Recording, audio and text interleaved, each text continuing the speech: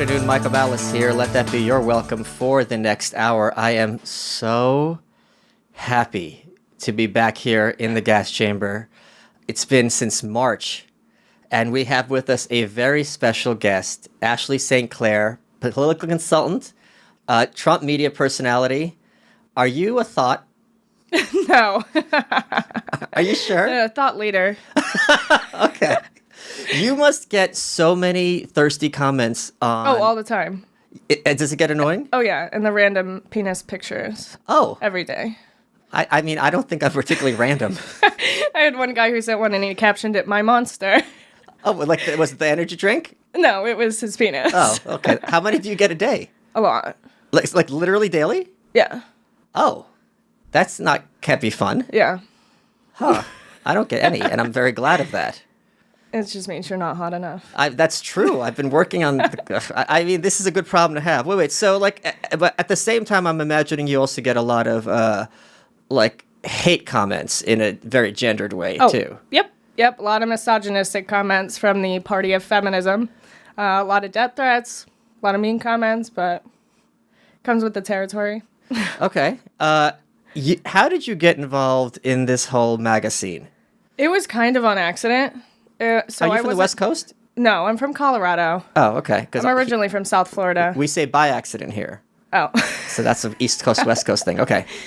So it was kind of by accident because I was almost like an SJW before I went to college. You know, I was engaged in the outrage politics, and then I was like, I'm just going to stop going on social media for like a year. Like, I realized that I was engaged in this outrage politics, and so I stayed off social media. I started watching Steven Crowder videos, and I went to my first Trump rally in 2016, and then I started becoming like a little more libertarian. I ran a Young Americans for Liberty chapter on my campus in college, and that I just started posting on an account that the account I have now had like no followers. I was just like shit posting, just kind of getting politics off my chest. And it just so happens Mike Cernovich was a mutual friend of one of my friends, and he retweeted me one day and it just blew up, and it just never stopped. It was like a snowball going down a hill. Do you remember what the tweet was that he caught his eye? I do not. I could not remember for the life of me, but then, you know, he kept like building me up and was always very supportive.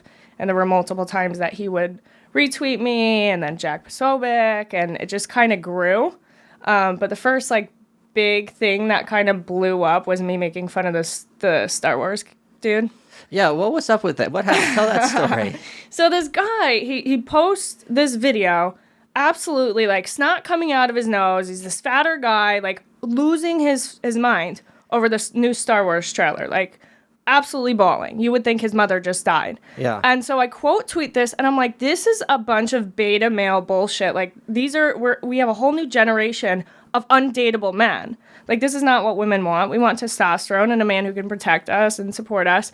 And everyone lost their damn minds and was like, he's just enjoying it. Mark Hamill was pissed off. Mark Hamill? Mark Hamill was Luke Skywalker? Yes, Luke Skywalker was merry man. Okay. Yeah, very upset. But that was the first kind of like controversy I had. But it's a lot of cultural things get me in trouble. I remember the first time that happened with me, and it gets a little overwhelming when the notifications blow up, because it almost feels like everyone's in your house yelling at you, and you're like, I don't know what to do, because a lot of people are screaming at once. So what was like your reaction when this started happening? My reaction was I found the setting on Twitter where you can mute all notifications except from people that you follow. Oh. And that's what I did. I was like, I'm not reading the comments. Block, block, block, block, block. I don't care. Oh, that was easy. Yeah. That was smart. Yeah. Wait, did you leave that notification setting that way? Oh, it's still that way. Oh, so you only see notifications from people you follow? Yeah. Oh. So, I mean, sometimes I'll read the comments just to see what people are saying, but for the most part, I leave it off unless I follow people. So because I just can't. You must also have a lot of what I have, which are barnacle accounts, which is people glom onto you, and they'll tweet at you constantly trying to get your attention. Yep. And what I'll do sometimes, like I'll mute them, and then I'll look back like a couple months later, and every day they're yelling at you. Yep. And it's just like, I've seen none of it because of how I have it set. And it's like, what is it about me that you find so interesting or intriguing? It's that they have nothing better to do with their lives. A lot of these people are very hateful people. Like, I had one guy who, he was tweeting at me every day. And then he saw I went to Vegas for my birthday. And he's like, have fun with your Vegas test tube, baby. Like, because I do what you do. And sometimes I'll look and I'm like, oh, they're still going. Yeah. But this is why I turn the notifications off, because social media can be so toxic for your mental health if you don't learn to not read those. You know, you just don't read the comments, do your own thing, do you unapologetically, which is what I try to do and why I have it off. So there's this kind of idea in Trump land that a lot of these girls end up being social justice warriors because they're, let's suppose, a 6, to be genuinely. So were you a 6 early on? No. So why did you end up... So... What was your... So, you know, I was on social media a lot, and they prey especially upon the young people from these appeals to emotion, right? Because we want to do what's right. Who was it? Winston Churchill, who said, if you're not a Democrat in your 20s, you have no heart. If you're not a conservative or whatever later, you have no brain. Right. And I totally botched that quote, but the point is, like, you know, they use this and they appeal to our emotions and they say things that, you know, we could resonate with. And I did, you know, I know there's racism out there. I had a neighbor who was trying to argue that black people are genetically inferior to white people. I lived in Alabama for a little bit growing up. And there was a black kid who was talking to me at one of my brother's football games. And I was maybe 10 years old. And I heard the moms go, what is that black boy doing talking to that little white girl? You know, there was just a lot, like, I saw racism and I knew it existed. And, like, I just wanted to do something about it, I guess. And I was, like, trying to... I guess I thought that was the right way to help people, was being, like, outraged about it. But then you realize there's a lot better ways. I think what people on the right often don't understand is that a lot of leftism is grounded in good things and good ideas. Yes. And I've been in New York all my life. And if I was at a party and someone was being treated rudely because they were an immigrant or because they were gay or because they were black, first of all, that would never happen. But second of all, it would be such a taboo. It would be like worse than like breaking a glass. It would be like, what do you... But the thing is, and you just take it as a given that if you go in for a job interview, you're going to look at the person's qualifications, how they carry themselves, so on and so forth. You're not going to look at them and be like, oh, we don't want those kind here. And they take that premise, which, especially in urban areas where everyone's very diverse, you're going to have that mindset.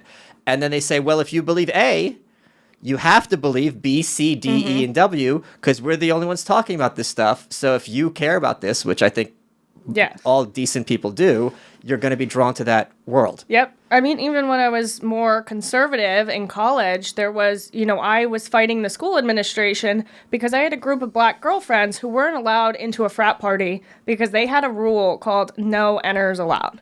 Wow. And the school... Holy shit, really? What school? Yes. It was over at University of Colorado, Colorado Springs. And the school didn't do anything about this. I mean, I told them the fraternity is still going strong. There was a plethora of issues with that fraternity, but they didn't do anything. And so, like, I still see it. Boy, those parties must have been quiet. But so there are these instances of racism, and I will never understand what it's like to be black in this country because there isn't, you know, and we think that it's so taboo in certain ways, but it's really not a lot of places. I mean, Colorado is blue, but it's 3% black. And I watched this, you know, I saw it. I saw the racism. So it's like, how do we combat this without burning down cities? You know, this is just, for me, I'm like, this is not what we do. I think it's very easy for conservatives to not appreciate, or because we're so divided, and I'm all for division, but just take a second and imagine what it's like. You're a girl in college and you know that this party's happening on your campus by people you're in a class with. That's not going to feel nice. And maybe, you're not a slave and it's not Martin Luther King times, fine. The point being, just to acknowledge that must really suck for those girls is, I think, a bridge too far, because then it's like, oh, now you're giving in to the left. Yep. And that's, you know, I think the issue, like, why a lot of them have trouble coming over to the right, because the right will say, you know, racism doesn't really exist anymore. And it's like, I have seen so many times instances of racism. Now, do I think that they are systematically oppressed? No, absolutely not. But there's still racism. There's still really shitty people who are judging people just based on the color of their skin and refusing to associate with them. So it's like, we do have to recognize it to a certain extent to be able to get people to change their minds, because right now a lot of them just look like ignorant. You know, it's like, what do you mean there's no racism? Something I think that's very unfair and unfortunate and I've talked about this on Ruben, I said, what happens with the universities is they'll take a beautiful, bright young woman, and 4 years later, she can't even talk to her family, and she looks like a swamp walrus. Yep. And it's really sad because when you're young, you know what the hell you're talking about. None of us do. We're all, at the very least, profoundly ignorant. We have very little life data. And you're being told, dress this way, talk this way, whatever.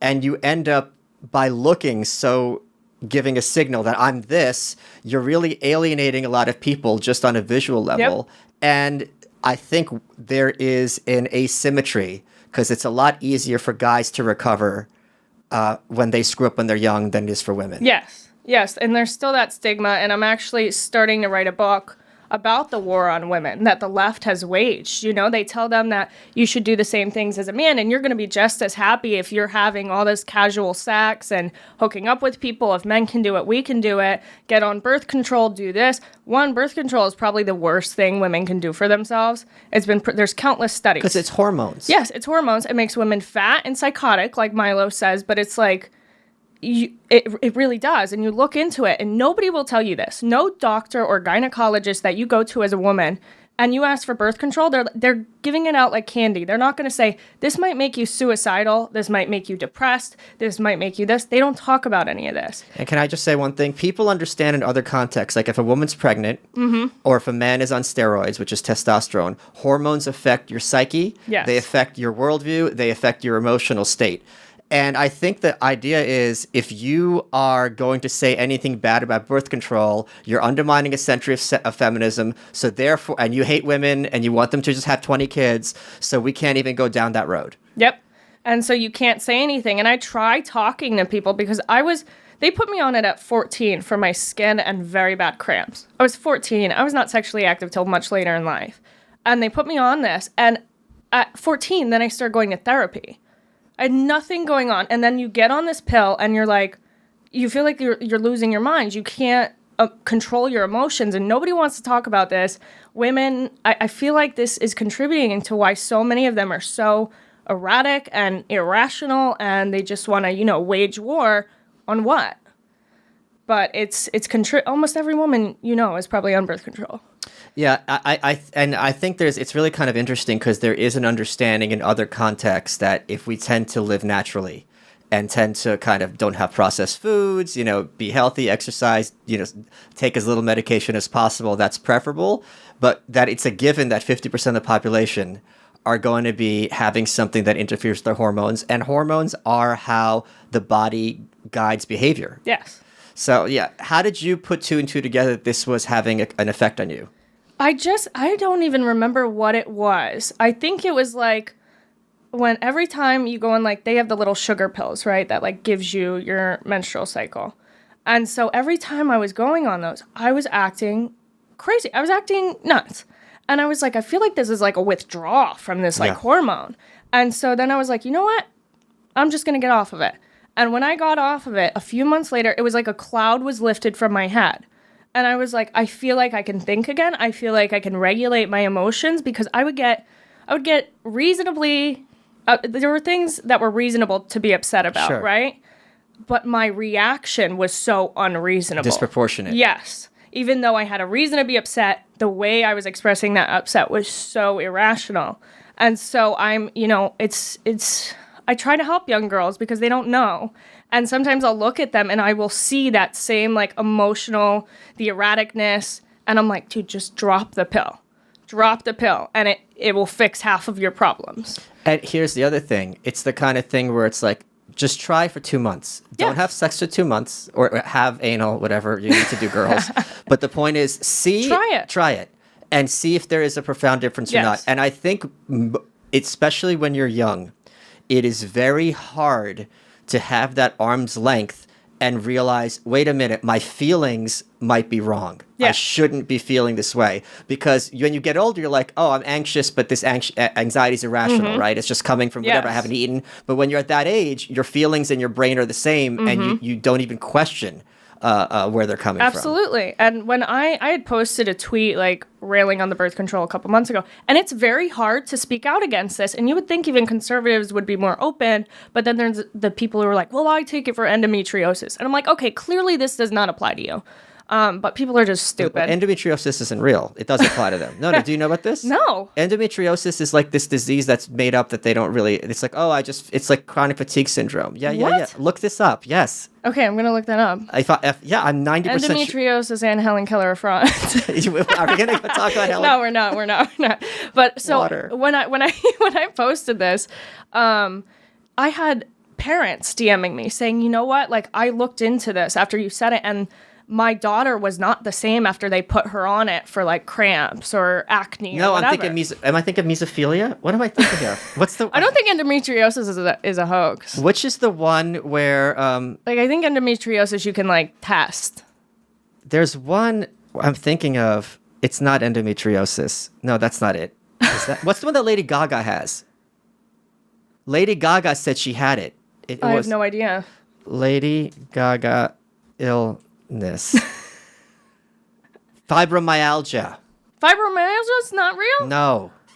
Or they're skeptical about it because it has. Well, so how do they diagnose it? Just it's like symptoms? process of elimination. It's like, I'm always in pain, and it's like, well, you don't have anything showing up on any test. That's kind of like how that what is it called? Chiari, that's also like only diagnosable. It's like a brain condition, like a brain stem something, and it's only diagnosable from like symptoms. And people get brain surgery over it. Well, the best is Morgellons syndrome. Do you know what this? No. It's when people have fibers in their body and they think it's like extraterrestrial and that the fibers replicate. You could learn about all this. Yeah. So, and also we all know hydroxychloroquine cures everything, including cancer. Yeah. So you should take it and drink bleach like the president said. You're right. Or in fish tank cleaner. Yeah. That's what they want to get. Yeah. But the hydroxychloroquine thing, it baffles me, right? Because we will put things on everything. I mean, you have house moms on Xanax. Yeah.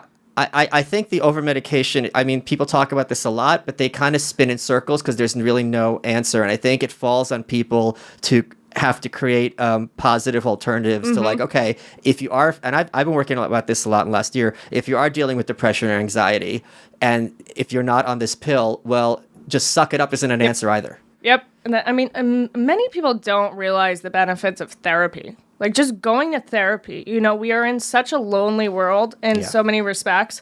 So like just talk to someone. Go talk to someone about your problems and pull yourself out, get self-help books.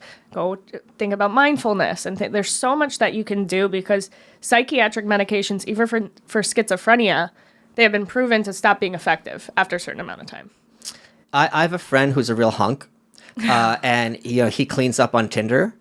And I asked him this, and I thought maybe this is just me being jealous. And I go, it sounds like it would actually be really lonely because you're having this brief connection with the person, but then there's no long term. So in a way, you're actually getting rejected a lot more than someone who's not getting all those matches. And he actually said yes. He goes, yeah, it gets to you after a while because it's like, why doesn't anyone want to stick around? And the answer is obviously because he's terrible in bed.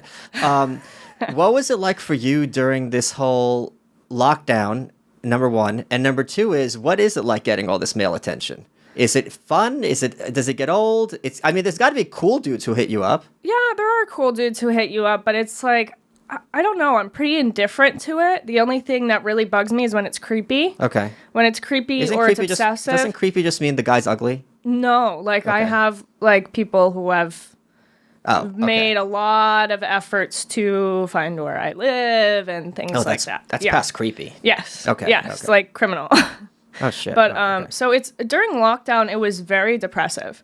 It was hard. It was very hard to not be around people, and you have your phones, but it's like there's nothing like seeing people and being there and having that physical like interaction, like being next to someone. It's very different. So lockdown was very hard for me when it was like a strict lockdown.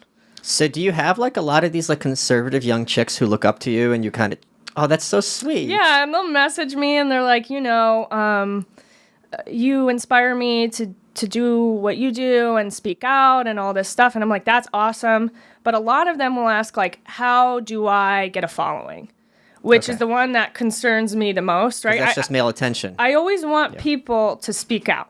the silent majority needs to cut the crap and speak out. But when they ask, like, how to get a following, I'm like, you don't. If you have the chance to live your life without an audience, you do it 100%, because it's like nobody wants to talk about the negative effects of this. And, certain organizations, they want to build up everyone to be influencers. And it's like, that is not good. There's a lot of people who would not be okay getting the comments that I get or you get.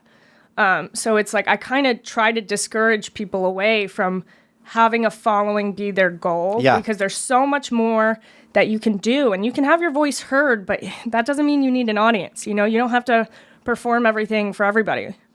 Hey guys, Malice here again. It's the summer. We all want to get in shape. Well, not some of us here at this disgusting network of freaks. Beachbody on demand is a great way to do this, and it's absolutely free. All you got to do is text Malice to 303030. You get a special free trial membership to the entire platform. Here's what you do. This is what I did. You go on, you find someone who looks like what you would want to look like, trainers.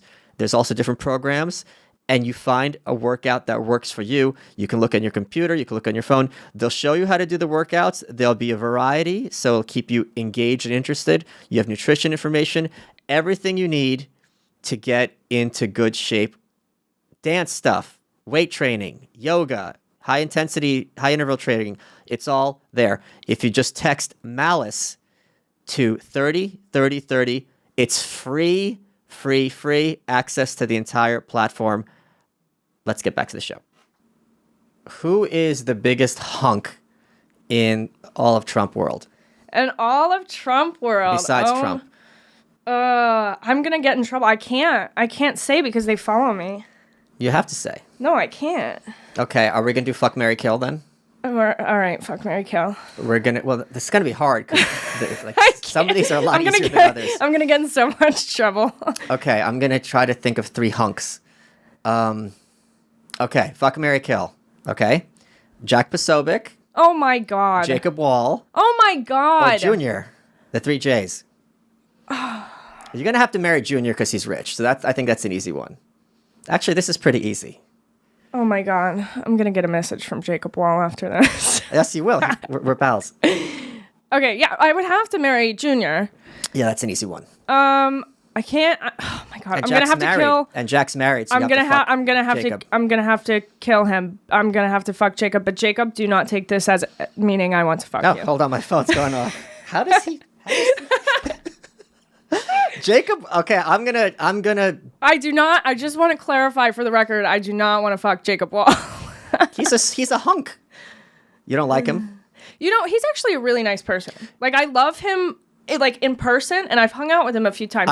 Let me interrupt you. I'm gonna get in trouble. Yes. Jacob Wohl is I'm breaking one of my own rules, is 1,000 times smarter than he comes off on social media, and this is on purpose. Yes, and that's what I told him, because I was with him one day, and I was like, "Why are you so insufferable online?" Yeah. That's the exact wording. I said, "Why are you so insufferable online?" I was like, "You're actually a really nice person. Like, everyone thinks you're this terrible human being." I was like, "But you're actually quite kind. You're really smart. You're funny."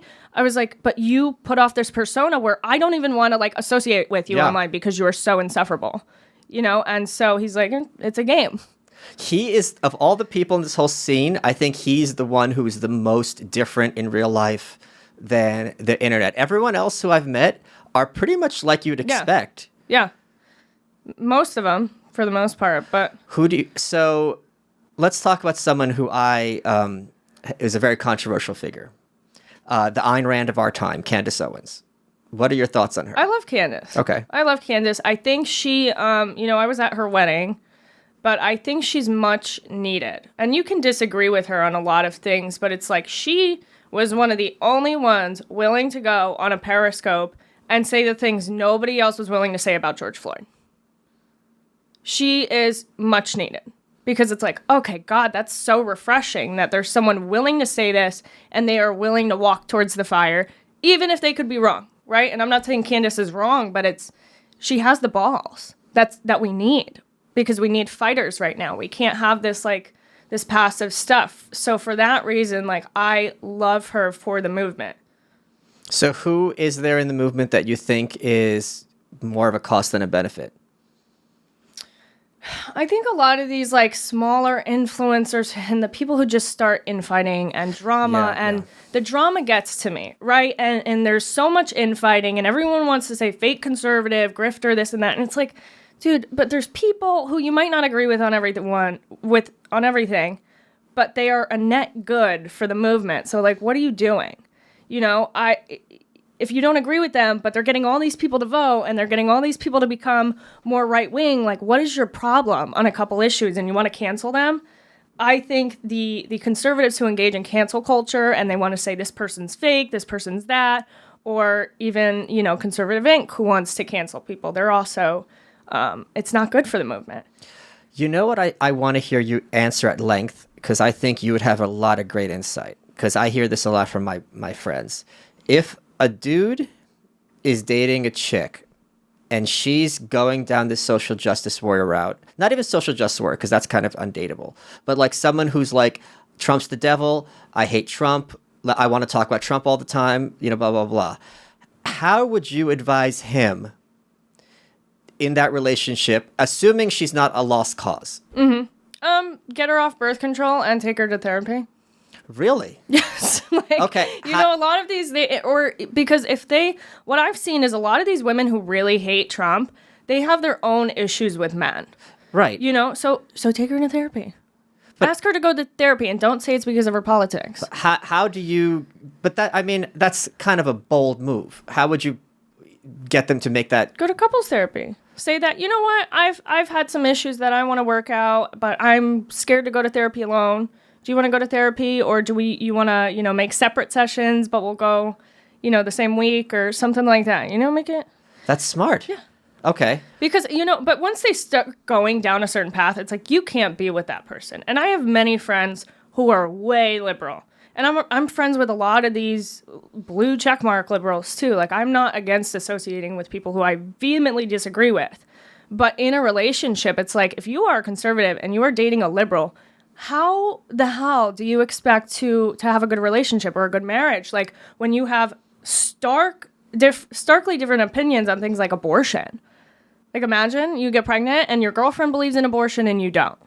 That's just setting yourself up for not only a bad relationship, but emotional turmoil if you're not on the same page in terms of values. When did you get off the pill? Maybe like a year ago. So it's been that much of a difference. Yes. What? 100%. Like, my friends and family were like, holy shit. What were you like before, and what were you like? What changes have you noticed? It's the way I can handle things. Okay. You know, like, something would happen and I would get so upset. I would get so pissed off over like small things. But how would your upsetness manifest? Crying, screaming? Screaming, crying, you know. The whole thing.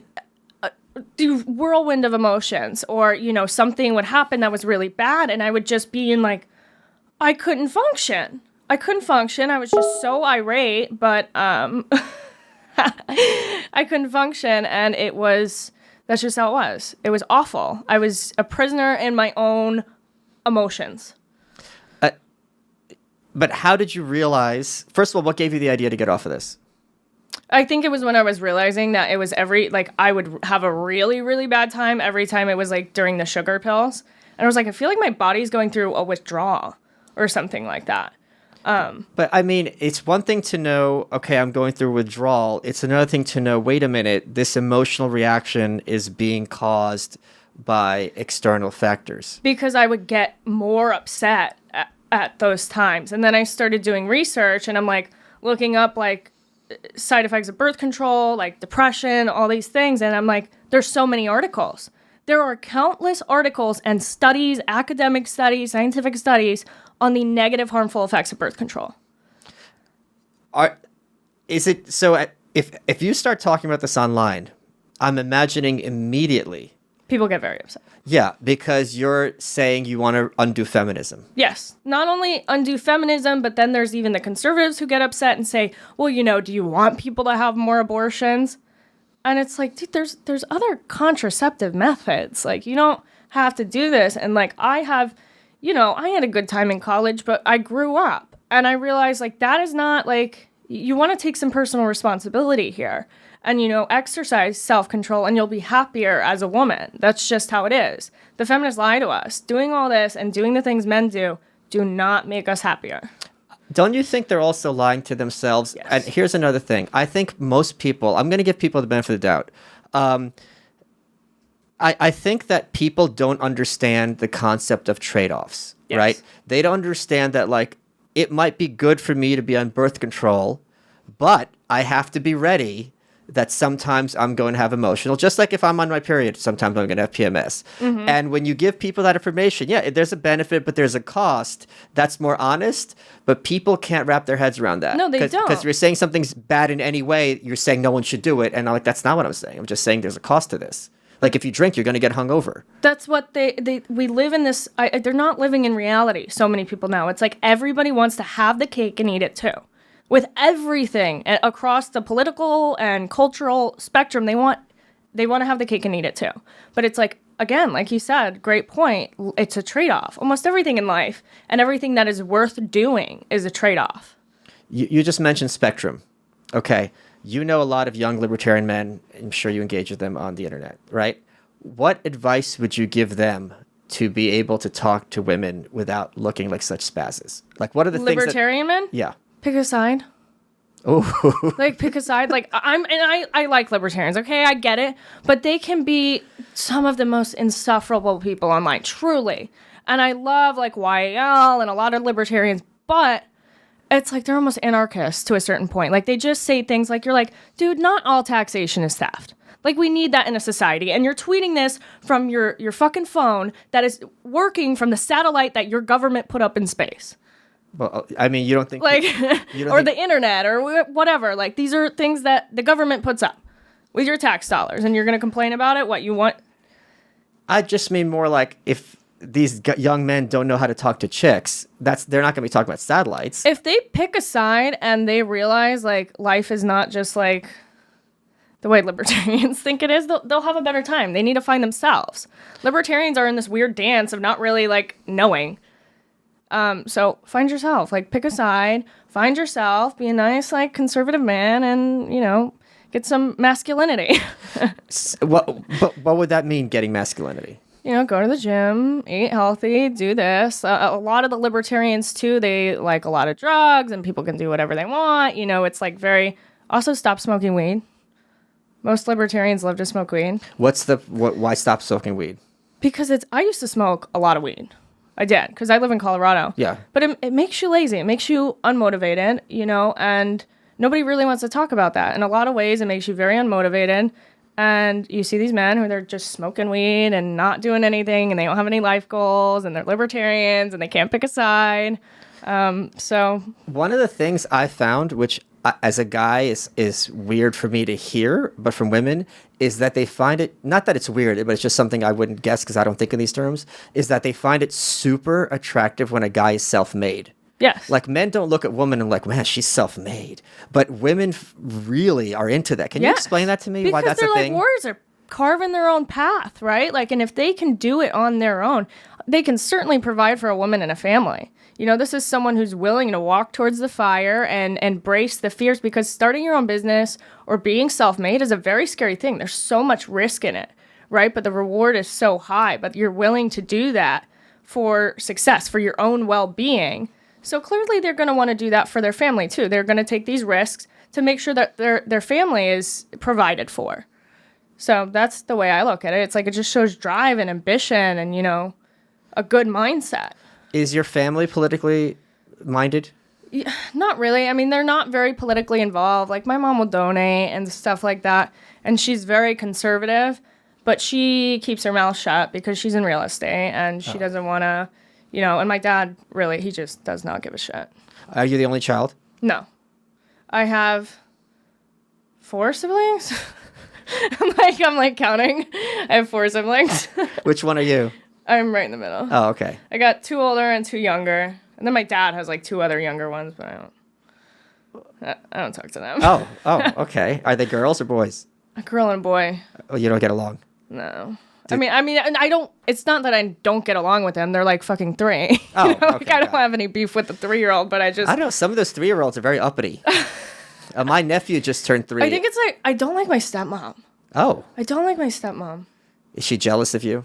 No, she's got her own issues. Does she know you don't like her? Oh yeah. Oh yeah. Oh, okay. Well, now, so she. now it's getting good. I'll tell you a funny story. Please do. So when we were like, I think I was 16, and it was me and my 2 younger brothers, and we were staying like at my dad's over the summer because my parents were divorced. And she wanted my dad to kick us out because my brother said the chicken wasn't as juicy as mom's. Oh my God. Yeah, but I thought it was hilarious. But she was like, "You gotta get him out." Like she's just not. I mean, to me, I've had issues with my parents. My parents are also divorced. I don't know what's worse, when the step is trying to get between the parent and the biological kids, or when the biological parent goes along with it and doesn't like draw the line, be like, "You're not fucking with me and my kids." Like, this shit needs to stop. Well, no, my dad's always been like, "Shut up, like go away." Okay, good. Like I'm very close with my dad and my mom. Like I have a great relationship with both of my parents. Even when they got divorced, I always talked to my dad and always saw him. But my stepmom, one of my quotes that people like on Twitter is, "You don't hate Trump, you hate Dad." But yes, because it's these women who have issues with men. Because no matter what you say about him, there's a lot you could say about him that's negative.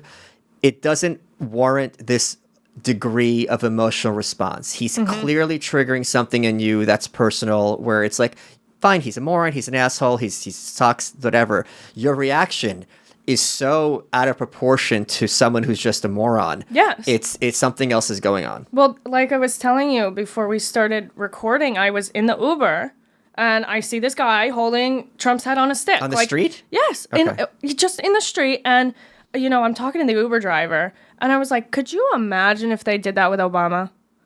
Like, could you imagine someone just carrying like a bloody head of Obama on a stick? It would never happen. Yeah, they fired the rodeo clown just for wearing an Obama mask as a joke. It wasn't like harmful.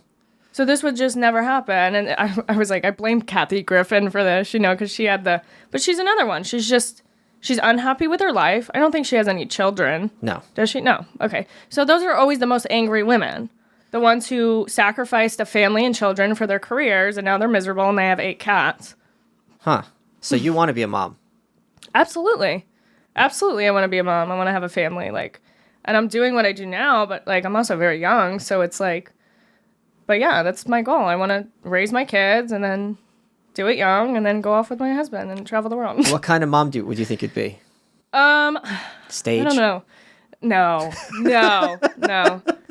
I'd be the one that has my kids in sports as well as the chess club. Were you a jock? Were you a tomboy? I danced. I did dance. When I was maybe 10 to 12, I had a tomboy phase where I was like, I could be on the football team. I could be. But no, for the most part, I was pretty girly. Okay. I just did ballet. Are you predicting that we're going to have debates? I think they agreed to them. I think they finally just did. Something could happen. I think we will. I really think there's going to be a lot of upset if this doesn't happen. I mean, I really don't think it's gonna be stopped. Obviously we can have the discussion around that they want it to be stopped, but in the end, I think they're gonna go through. Who do you think in media, or it could be an organization or person, is the biggest phony? In media? Yeah, who gets you triggered at okay, this is just ridiculous at this point.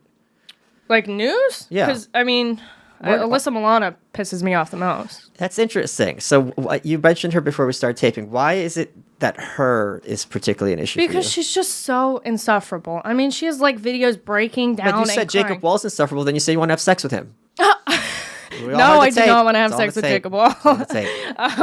So I think she's just insufferable. She's crying about politics, literally bawling. She has videos where she's crying. Then the whole coronavirus thing, she got the antibodies test. Why would you get an antibodies test if you feel like you're dying? Right. That makes no sense to me. And then she had the picture in the crocheted mask. And I posted that with the headline of her getting COVID. And I was like, oh, gee, I wonder why. Yeah. Gee, you're wearing a crocheted mask. But she's just the worst. And she tried ruining the life of Brett Kavanaugh. It's still in her profile picture, the Never Brett or whatever. Yeah, I think that was a big red pill moment for the right where it's like they are not messing around. They'll do whatever it takes and they will do it proudly.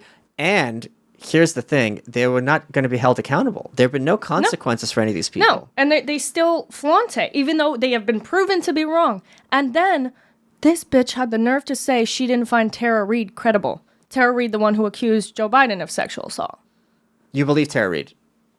I don't know. You know, I'd like to. I think there's a lot of evidence against him.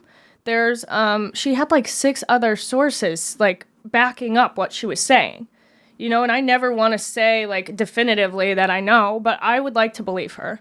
But I think it would, why are we not having a trial for that? Like, why are we not doing the Brett Kavanaugh thing for Joe Biden with Tara Reid? You know, I would like to see that. I would like to see all the evidence sprawled out because I can read the articles and stuff.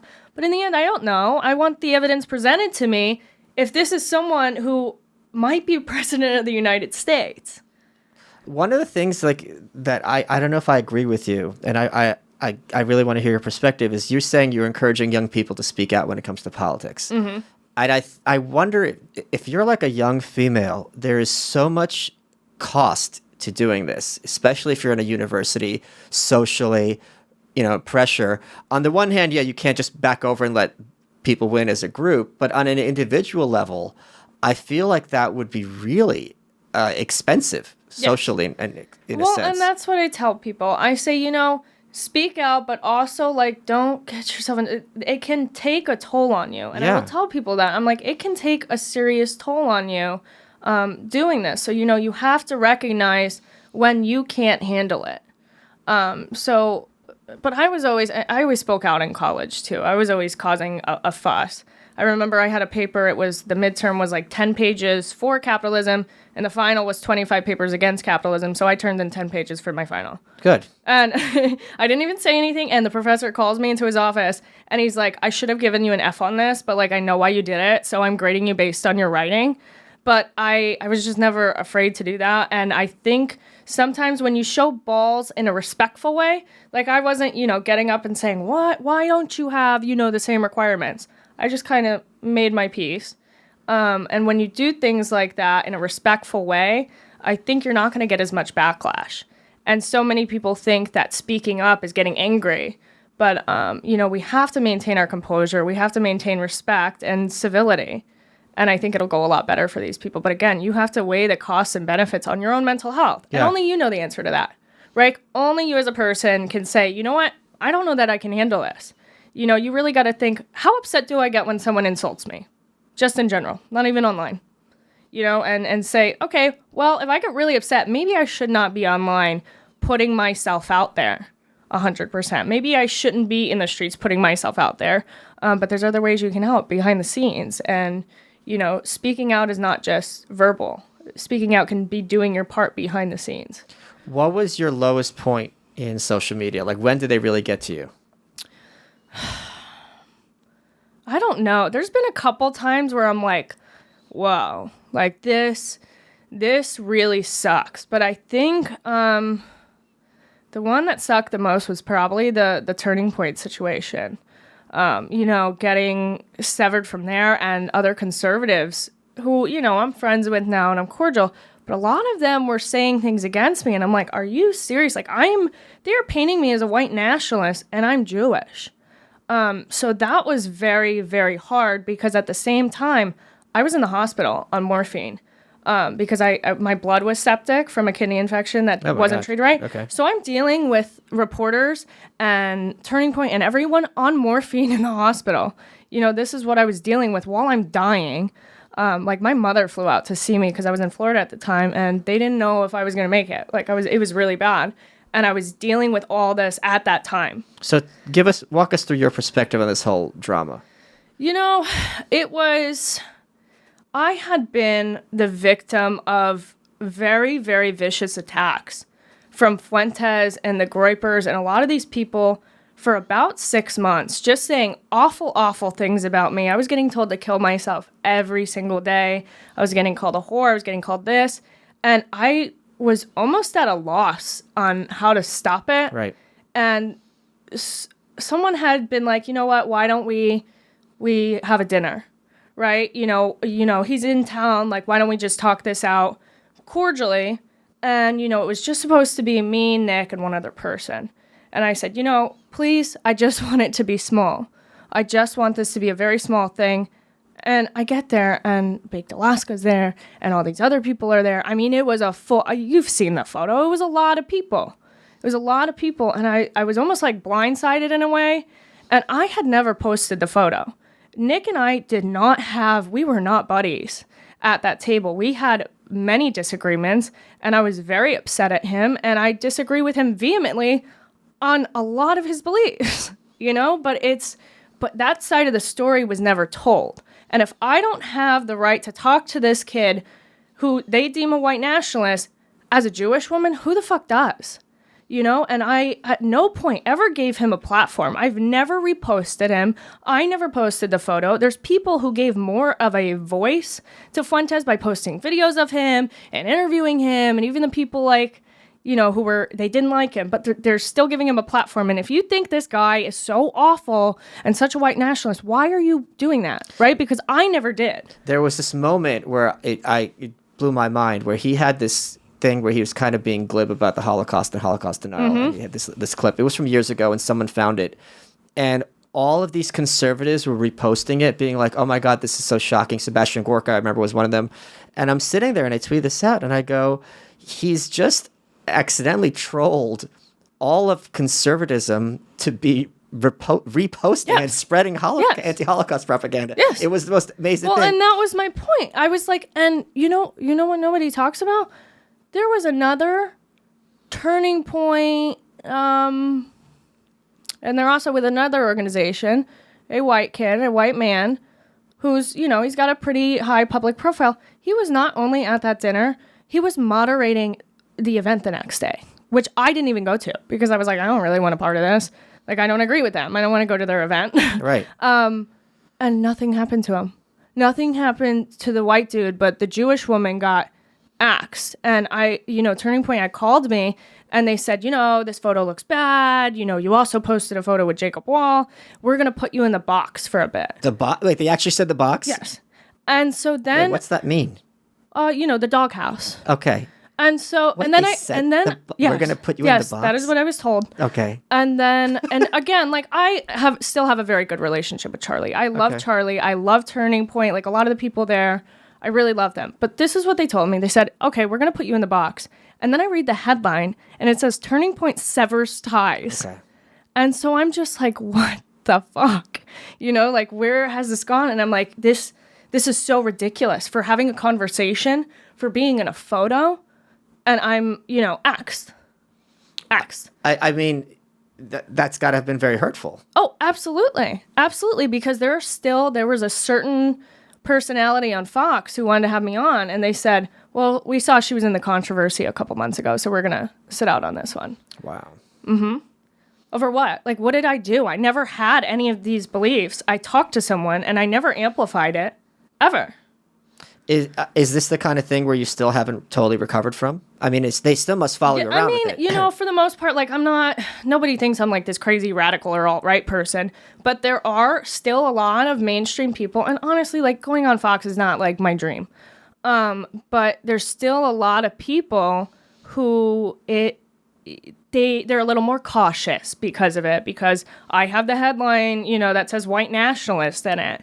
Ashley StClair, like, is in a photo with white nationalists. So there is some opportunities that are not readily available to me because of it still. And that was nearly a year ago. Did you ever think of doing the opposite of what they used to do in Hollywood and maybe change your name to Ashley St. Clairberg? So that everyone would know? No. Maybe I got to do the name change. But honestly, like, I'm not going to back down. I never apologized for that either. And they wanted me to, but there were a lot of conservatives who engaged in that cancel culture, and they were like, well, this is why this was wrong. But I don't see how, if you apologized, that would make it seem... But what am I apologizing for?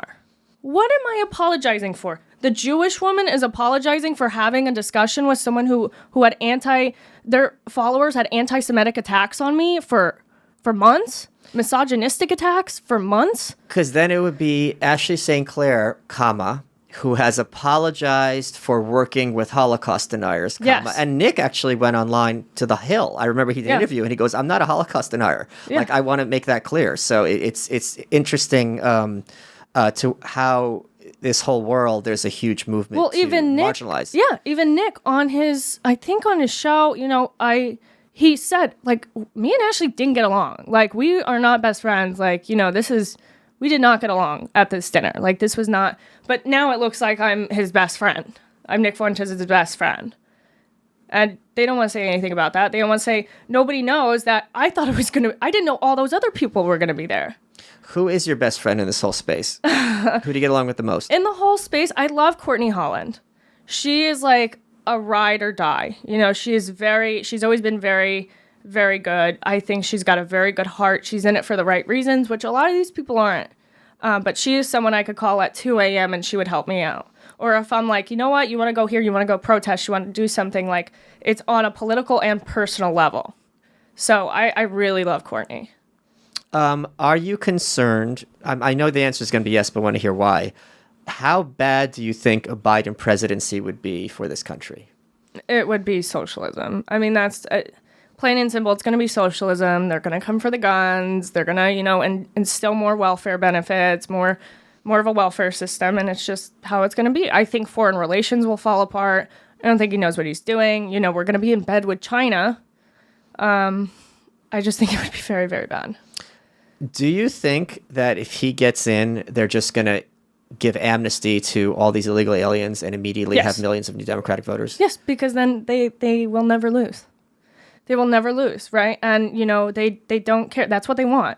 Because that's the only reason they care about the illegal immigrants, right? Is because they will vote for them.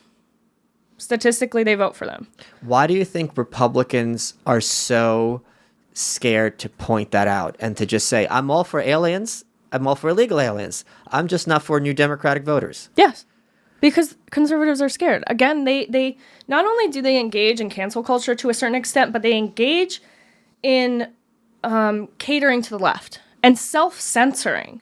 They won't say certain things because it might, that might be considered racist, saying you don't like the illegals.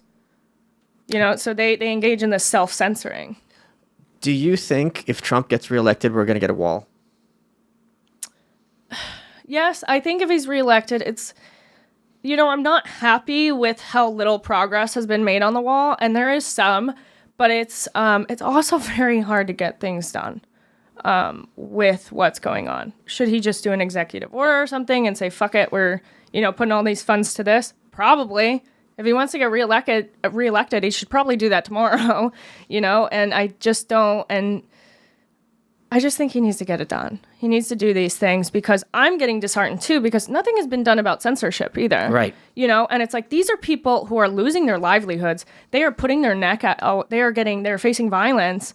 And you want to do anything about censorship? Like, pass the executive order tomorrow. Do something about big tech. But we are, that's his base, that he's, we're feeling like we're not being stuck up for. Yeah, it was Jim Jordan, I think, Congressman Jim Jordan was on Tucker Carlson's show a couple of weeks ago, and he was just talking about how Google's doing this and Twitter's doing that, and Tucker's like, well, why aren't you doing anything? Yep. Like, you had the majority in the Congress, yep. And you knew this was an issue 4 years ago, and yeah, maybe it's true that if the Democrat gets into the White House, they're not going to do anything, but you haven't done shit either. Mm-hmm. They don't do anything. Why? I mean, because they're lazy. They always want to cater to the left. They're worried about the backlash from the left, and they don't want to deal with it, even though that's what we're paying them to do. That is what our taxpayer dollars are paying them to do, is work for us. But okay, here's what I want to know. There is, because I know you have a lot of these people in your audience. Mm-hmm. I can't deal with the boomer cons. I can't deal with it, and I can't do it. Engaging with them, in my opinion, is self-trolling. Yes. You must have a lot of them. Oh my God, I have so many. One, I get pissed off when they Photoshop all my signed photos and put them on Facebook with something else, like, repost if you love Trump. Like, the boomers will Photoshop my damn sign posters all the time, and I'm like, you know what? Fuck it. Fuck the boomers. Like, just for that reason alone. But they it's very hard to explain things to them sometimes. They think if you say anything against conservatives, you're not a conservative. And it's like, right. And I got a message from Why don't you just vote for Biden then? Yes. Okay. I got a message from this boomer woman, and she was like, me and so many others follow you because we think you're a Republican, but you're saying things against conservatives right now. I was like, yeah, I think they should do better. That doesn't mean like, I don't need to engage in groupthink on either side. It's wrong. Like, of course, I'm going to call out things that I think are wrong. And she's like, well, you're speaking at conservatives. And I was like, yeah. Like, what do you mean? What does that mean? I was like, what are you trying to say here? And then she just kept going, and she's like, well, sorry, we can't all make money off of YouTube and speak out. And I was like, one, my YouTube isn't even fucking monetized, so why don't you, like, use your brain a little bit? Like, I don't make any money from YouTube. But secondly, like, why is it wrong to speak out against and criticize what I think is wrong? Yeah, but this is the party of free speech. But it's self-trolling. Yes. Because you knew there was no way this conversation. And I try to have these civil conversations in DMs. Sometimes I'm like, okay, like, let me clarify. And then I'm like, holy shit. They're like, I feel like I'm losing IQ points. Yes. Talking to them. And I'm like, why did I do this? And I'm like, this is why I become more of a bitch. Because I try to be nice, and then I have to deal with this. I'm like, what? Why? There's no mind. Let me be clear. I don't mean all boomers. I don't mean all conservatives. But there's a certain mentality. I still love a lot of boomers. That in this whole Trump world, where it's just totally binary thinking, and if you say something against Hillary, that means you must be for Trump, and if you say something that criticizes Trump, that means you must be a socialist. And it's just like when you explain it, they just repeat themselves. Yes. And it's like it's not a human being. Yes. Well, I'll tell you one thing. I was getting hate from a lot of leftists a while ago. It was a long time ago. But I was in the car with a very big, prominent conservative figure who everyone would know the name of. And, I'm talking about this. I'm like, oh my God, like, I'm getting attacked. Like, it's the mob. And he's like, well, did you say anything racist or against the president? And I was like, no. And he's like, okay, then you're good. And I was like, I was thinking about it for a minute. And I'm like, wait, that last part, like, what do you mean, like, against the president? I can't say anything against the president? Or I might get canceled by the right? Because that's what he was implying. He's like, well, the right's not going to cancel you unless you said something racist or against the president. The way they come after you is so weird. Not you. I mean, I've had it too. Everyone. And it's just like, what do you think you're doing? Well, I hate the stigma that it is only the leftists who are snowflakes and engage in this groupthink. Because, oh my God, you and I have experienced it, right? It's like they engage in this groupthink. If you don't think this way, you're a grifter, you're a fake conservative. You're like, why don't you vote for Biden? Like you said. Or it's like they get so upset. They get so triggered. And you're like, dude, like, take a Xanax. Like, chill out. Like, they drop these big speeches. Yes. And it's just like, what? I don't even know where to start with this. The novels. Yeah. The novels of it. And you're like, it's incoherent. Like, it's word vomit. I could eat a bowl of alphabet soup and shit out a better statement than some of these people in my comments. And I'm like, what are you doing? Like, where is your brain? Ashley, what brings you to New York, by the way? I'm just here visiting. I'm doing the event with the New York Young Republicans on Sunday, I believe it is. At 4:45, so that'll be fun. But just visiting, getting out of Colorado. Good. Okay. Doing something. We're running out of time. What has been your favorite part of this interview? I think just talking to you. You're fun. It's good to talk to people who are very open-minded in a world where people on both sides are very closed-minded and they don't want to examine nuance. And it's good. It's refreshing to talk to people who will have conversations about anything. Even things that are controversial or some people wouldn't even touch. You are welcome.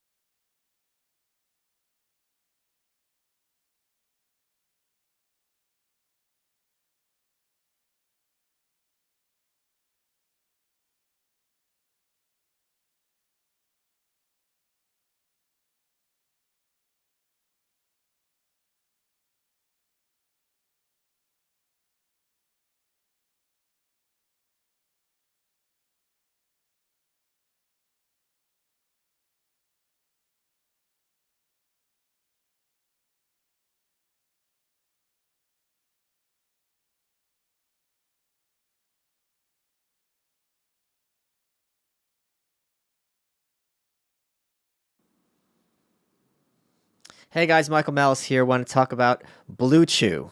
If you like intimacy, you'll love BlueChew.com. It's got the same active ingredients as Viagra and Cialis. They're chewables, which can work faster than pills, and you can take them on a full or an empty stomach. Here's the best part of Blue Chew. It's free. If you go to BlueChew.com and use promo code Malice, all you got to do is pay $5 shipping at BLUEChew.com. Here's what happens. You get an online physician consult with a real doctor. That is free. Takes a few minutes.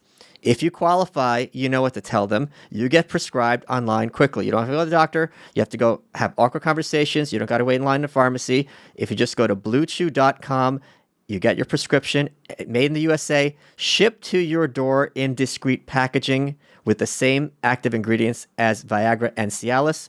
All you got to do at BlueChew.com is use promo code Malice, and you'll be saying, boing. Let's get back to the show. Hey guys, Michael Malice here. I want to tell you about Cushy Dreams. What is Cushy Dreams? Kushy Dreams. It's CBD-rich hemp flower and pre-roll CBD joints. It's cannabis that ships directly to you and is legal in all 50 states. If you're sick of vapes, you're sick of gummies, and you want to smoke your CBD legally, this is how you do it. Here's the best part. If you go to cushydreams.com and use promo code Malice, you get 15% off your first order. It looks like high-quality marijuana. It feels like high-quality marijuana.